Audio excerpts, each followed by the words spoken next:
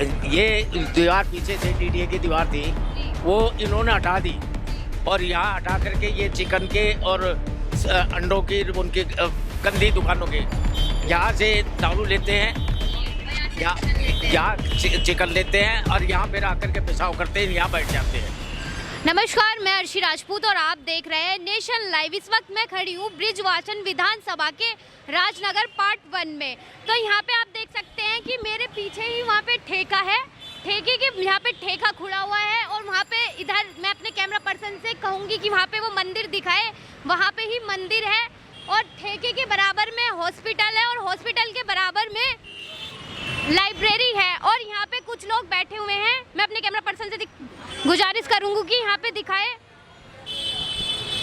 कि यहाँ पे ये प्रोटेस्ट चल रहा है कि केजरीवाल ने अब सारे सरकारी ठेकों को भी प्राइवेट कर दिया है।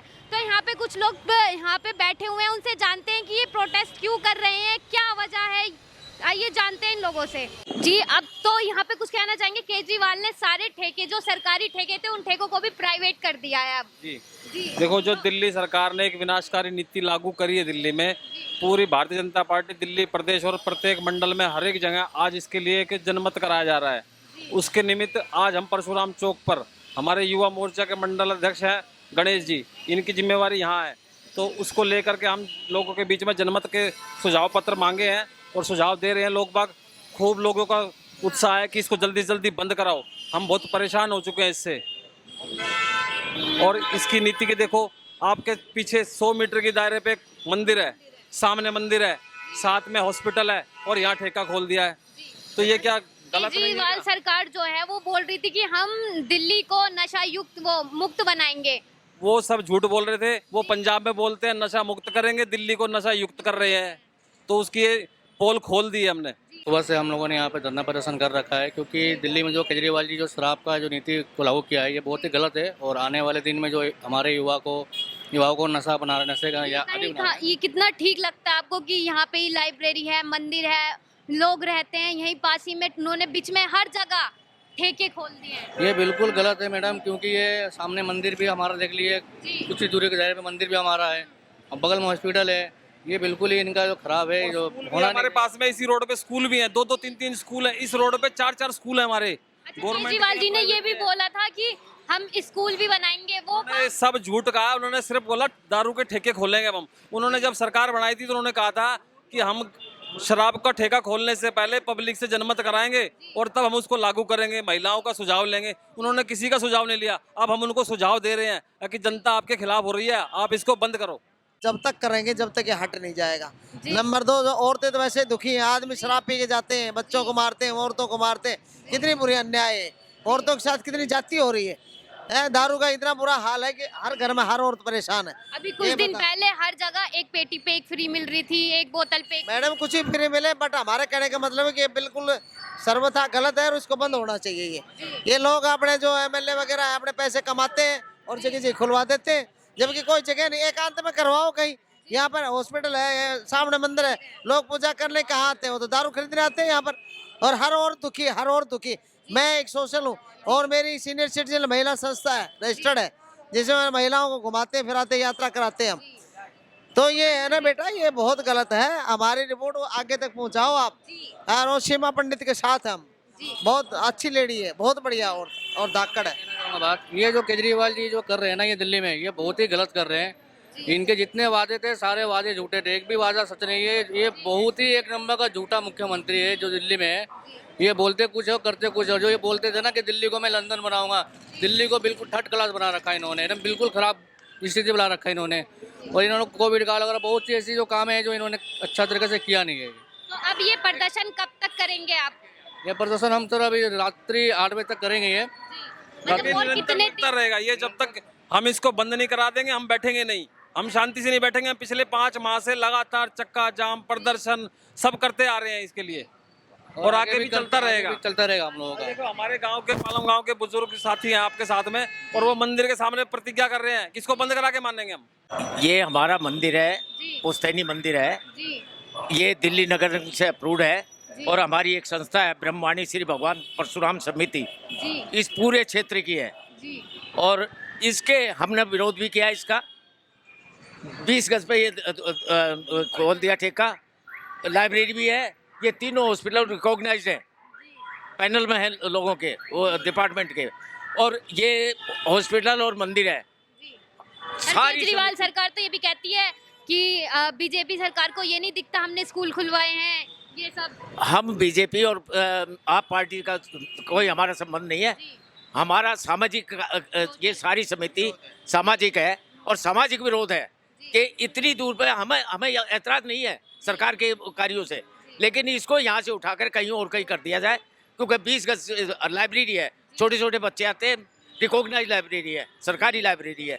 इधर तीनों हॉस्पिटल सरकारी है रिकॉग्नाइज पैनल में, उधर मंदिर और धर्मशाला है, और ये हमारा पुश्तैनी मंदिर है। मेयर ने आकर के, मेंबर पार्लियामेंट मिनिस्टर ने इसका उद्घाटन किया था। 10 लाख की जनता थी। मैं संरक्षक हूँ, ये संरक्षक है, ये चेयरमैन है इस समिति के, और भाई राधेश्याम अत्री जी इस पाड़म गांव के रहने वाले हैं, सामाजिक आदमी है, वाइस प्रेसिडेंट है यहाँ के। देखो जी, ये तो बिल्कुल गलत है। यहाँ मंदिर है और सामने मंदिर है, यहाँ भगवान परशुराम का मंदिर है, और इतना रस हो जाता है यहाँ कि दिन में निकल नहीं सकते आदमी। ये जो करवाया है दिल्ली सरकार ने, ये बहुत गलत करवाया है। हाँ, बहुत गलत करवाया है। और ये जो केजरीवाल जी कर रहे हैं, कभी फ्री लेडीज को फ्री कर रहे हैं, उसको शराब के एक शराब की बोतल में 2-2, 3-3 दे रहे हैं, ये दिल्ली का बेड़ा गर्क कर रहे हैं। केजरीवाल का ये बिल्कुल गलत है। दिल्ली को ये खोखला करेंगे, बच्चों को ये बिगाड़ेंगे, और यहाँ पर ये मंदिरें हैं, यहाँ नर्सिंग होम हैं, 50-50 फुट की दूरी पर हैं ये सारे।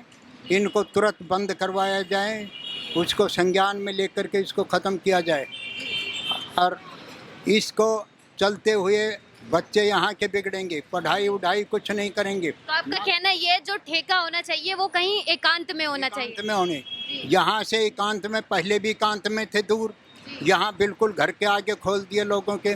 यहाँ रेल रोड के ऊपर इतनी भीड़ हो जाती है, ट्रैफिक जाम होता है शाम के टाइम।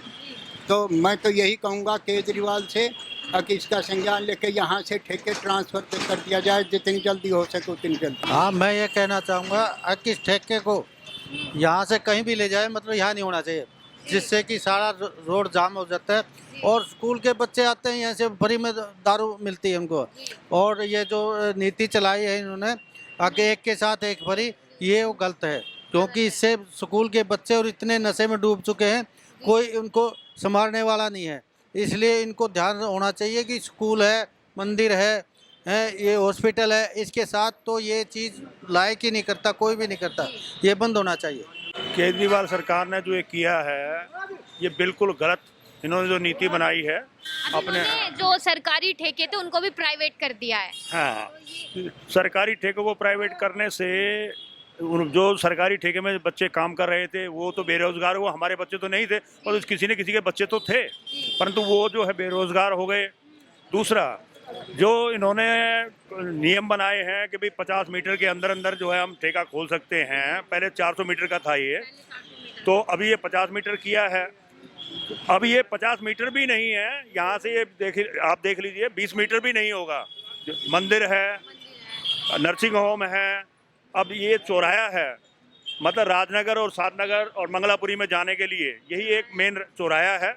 यहाँ बहुत जाम लग जाता है पीक आवर्स में, प्लस यहाँ पर जो बहन बेटियाँ हमारी जो निकलती हैं, जब यहाँ लोग शराब पियेंगे, शराब पीकर नेचुरली है कि कोई ना कोई गलती वो कर सकते हैं, हमारी बहन बेटियों की इज्जत भी खतरे में है।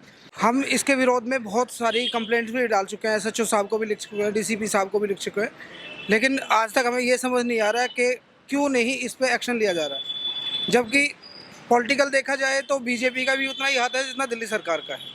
ऐसा नहीं है कि LG के विदाउट अप्रूवल के कोई काम हो जाएगा, LG का भी इसमें अप्रूवल होगा तभी ये सैंक्शन हुआ होगा। आबकारी नीति ऐसे नहीं बनती कि उसके without gazette, without LG officials के बगैर नहीं होता, तो वो मेरे समझ नहीं आ रहा था। अब इलेक्शन आ गए हैं तो बीजेपी भी बहुत एक्टिव हो गई है।